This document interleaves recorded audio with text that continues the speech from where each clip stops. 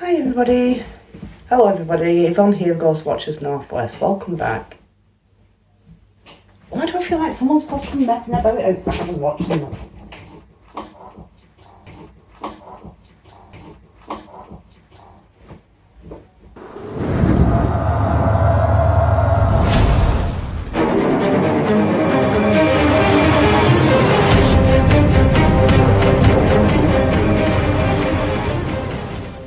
Welcome back. The place where shadows linger, footsteps echo with no one there, and the walls may be hiding more than just memories. Tonight, we're opening the creaky doors to one of the most chilling topics of all, haunted houses. Have you ever walked into a home and felt like you weren't alone? Cold spots, whispers, moving objects, footsteps in every room. Are these just tricks of the mind or signs that something is still living there after death? In this episode, we're diving in to real stories, eerie experiences, so dim the lights, get comfortable, and whatever you do, don't listen alone. Have I ever lived in a house that I believe to be haunted? Yes. Absolutely. I have lived in a few houses that I believe have been haunted.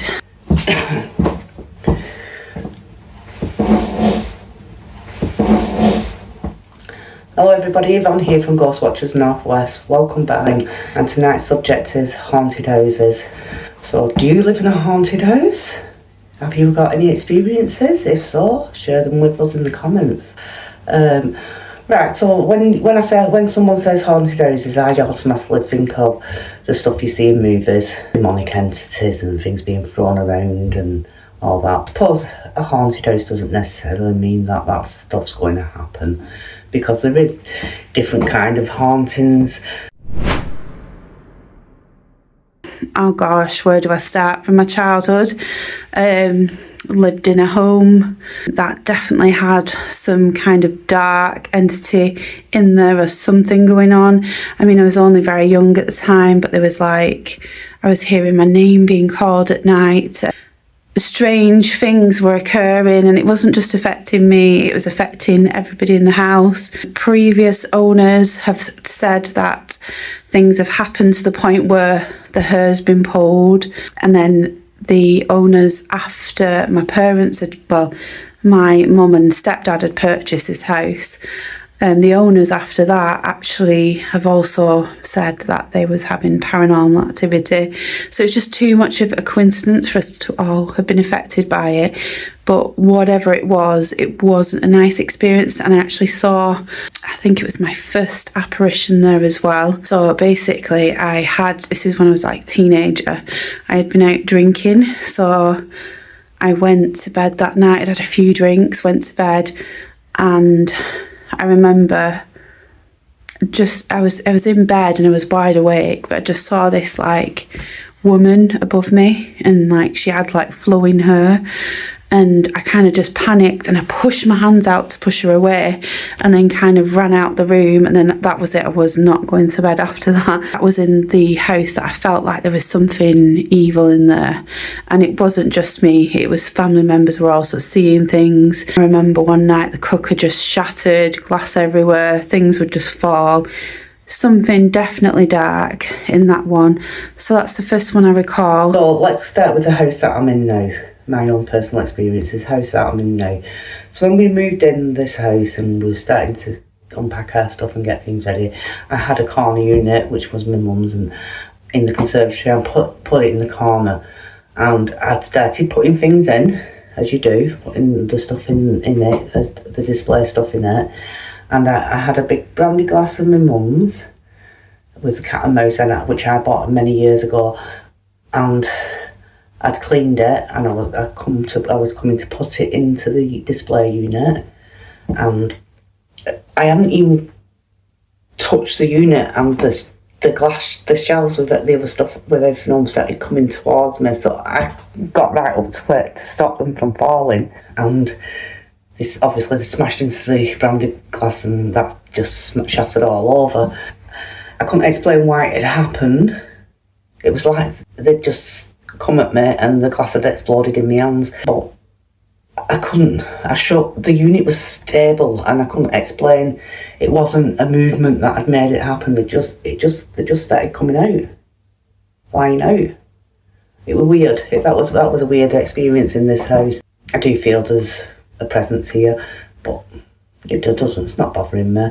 Here doors shut and there's nobody there and the odd noises, but that's about it for this house. Remember having my own house, and in this house it was quite a nice kind of like positive kind of feeling. It wasn't like a negative spirit, but I got the impression that it was a little boy, and my son at the time, this was years and years ago, my son was only young, and he actually would see this other little boy who would come into my room and say, "Mummy, why is there a little boy playing on the floor?" And then one instance I went upstairs and I had like washing in my hand. I was putting washing away or something like that, and I walked into my son's room, and I thought it was my son playing on the floor with these little cars, because he loved his cars, he was obsessed with cars. And so I just kind of went, hi Cole, and kind of like walked off. But I went downstairs and my son was sat watching TV,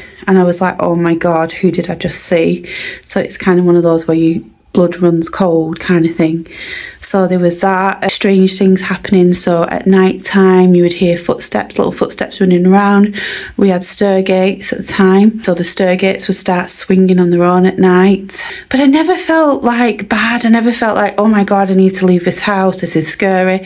And on one night as well, I actually witnessed a pencil spinning around on the table on its own, but I never felt scared. It was really weird. I felt quite happy and relaxed. It didn't bother me, and when I was moving, the activity ramped up even more, and I think that was the spirit's way of saying don't leave. So I actually felt quite sad leaving. So I do believe that could have been a haunted house as well, but not in a bad way. Going back to me other houses, the last house, I did now and again see shadows, at the side, when I was doing things, see shadows at the side of me, and I did hear my name a lot being called in that house, but nothing like you see on the movies. There's been quite a lot of houses that I've lived in and you felt like that, and a lot of places I've been to and you felt there's something there.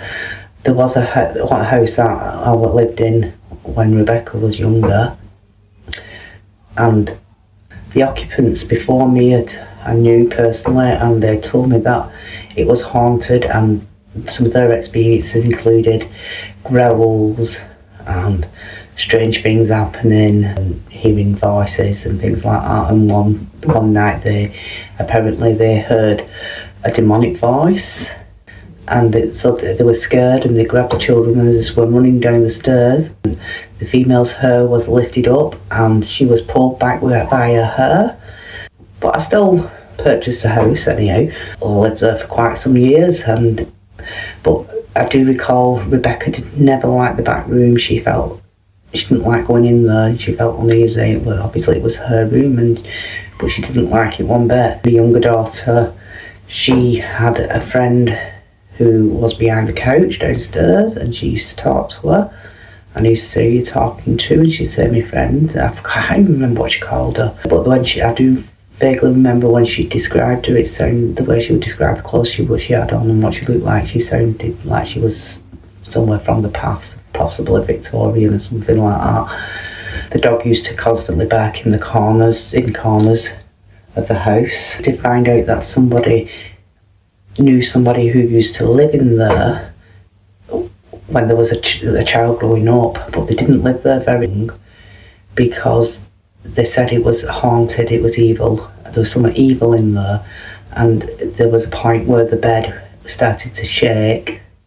The bed started to shake and levitate, and then they left shortly after that. How true that is, I don't know. That's my few experiences. Nothing major. I mean, nothing that's made me scared and made me, I need to get out of this house. But I probably, if something happened like you see on the movies and, I seen something moving in front of my own eyes and there were no explanation, I probably would be scared. And another house that I lived in, I did see another apparition, but the activity wasn't consistent. But like at the time, I remember my brother came to babysit and he was like, oh my God, your house is haunted. Like things were going off in the night. But I felt like the activity came and went. It wasn't around all the time, but I did actually see a lady in that house. Again, it was night time. I was sat in bed reading and I looked up and there was a woman sat there and she wasn't looking at me. She was like side on and she had like ringlets in her hair. And she was literally just sat there and as if she was in her own world. And then when I started freaking out and I was like, oh my God, then she just disappeared and there was nothing there. And it's one of those moments where you're rubbing your eyes thinking, did I imagine it? What was going on? You know, that kind of scenario. Another house I've lived in that was haunted was actually my husband Matt. It was the cottage that we lived in. But we had poltergeist activity there where things were being thrown from the fruit bowl. So we've been literally stood there and then the fruit bowl, like this fruit being thrown at us into the kitchen. And I was like, oh my gosh, like what's going on? Like who could have thrown the fruit?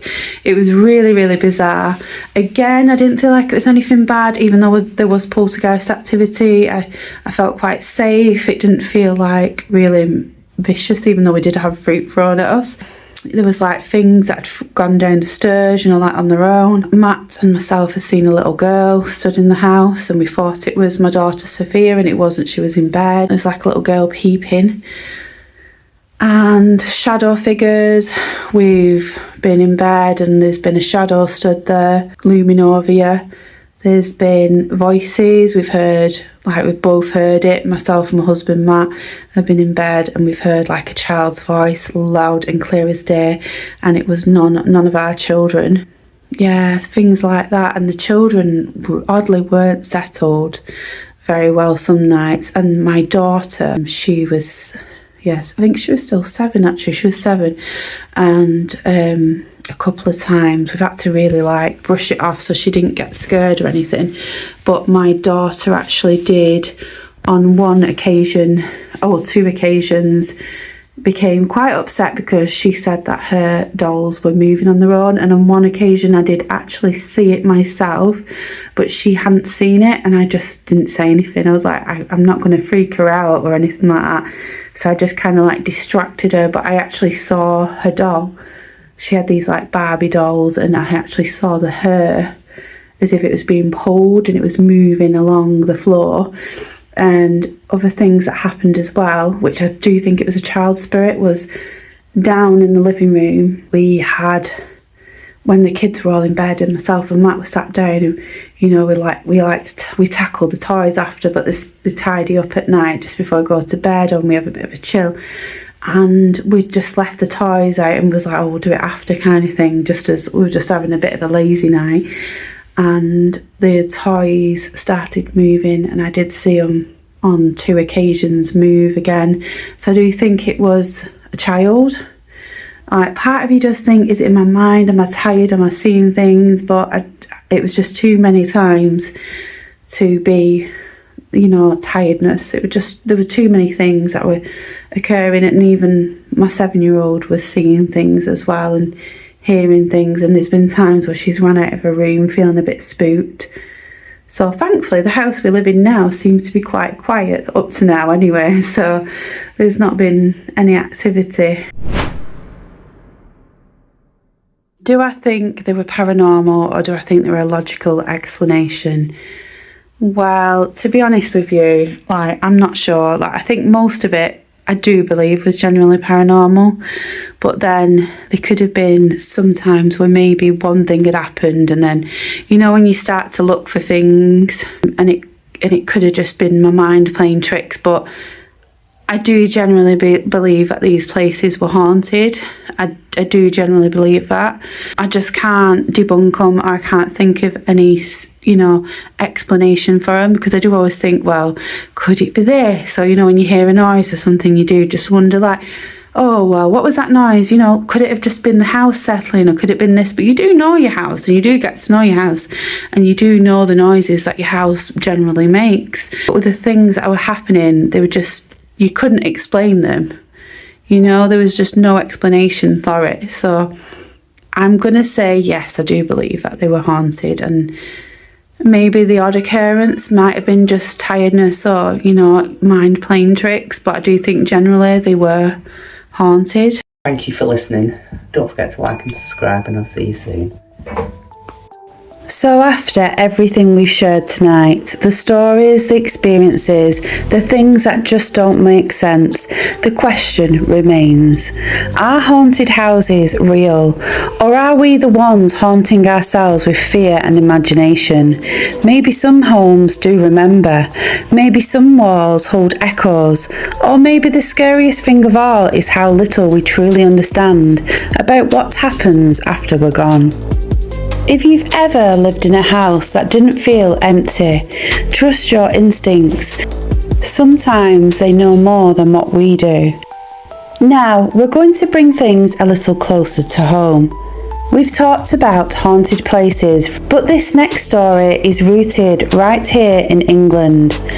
A house once so famous for its hauntings that people still argue about it to this day. Some say it's nothing more than legend, fear, passed down through generations. Others swear what's happened there could never be explained. This is a place where footsteps were heard in empty halls, where figures were seen that vanished into thin air, and where messages appeared with no hand to write them. Whether you believe in ghosts or not, this house left a mark on everyone who lived there and on everyone who dared to investigate it. So turn your attention to the shadows and listen closely. Because now we're stepping inside one of England's most notorious haunted houses. Borley Rectory, once the most haunted house in England. They used to call it the most haunted house in England, a tall, lonely rectory building in 1862, standing on the edge of the quiet Essex village of Borley, surrounded by fields, fog, and a history that refused to stay buried. Long before the rectory was ever built, the land itself was already steeped in legend. Locals whispered of a young nun who fell in love with a monk. Their forbidden affair was discovered and punishment was brutal. The monk was executed. The nun, it said, was walled up alive within the convent. Ever since, her spirit has been seen wandering the grounds, searching for the man she was never allowed to love. When the Bull family moved into Borley Rectory in 1863, they thought they were settling in to a peaceful country home. But strange things began almost immediately. Footsteps echoed through empty corridors. Bells rang with no one there to pull them. And then there was a figure, a tall, shadowy woman in white, gliding silently through the gardens at dusk. The children saw her first, then the servants, then the Reverend himself. They called her the nun. Letters began appearing on the walls, words scratched into plaster by unseen hands. Mary Ann, get light, don't blame. No one could explain how they appeared. The walls were checked, no trickery was found, and yet more messages kept coming. After years of fear, the Bull family left, but Borley Rectory did not rest. The Smith family moved in next. What they experienced was even worse. Objects flew across the rooms. Keys vanished, only to be found in impossible places. Bottles smashed on their own. Lights turned on and off. One night, Mrs. Smith saw a dark figure standing at the foot of her bed. It didn't speak, it just watched. But the most chilling event came in 1939. During renovations, workers discovered something hidden in a wall. Behind the bricks was a human skull, believed to have belonged to a young woman. Many thought this could be the remains of the nun from the old legend. The bones were buried properly, but the hauntings didn't stop.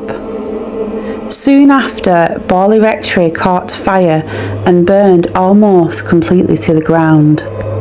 Some said it was an accident, others believed the spirits themselves had finally destroyed the house that trapped their story.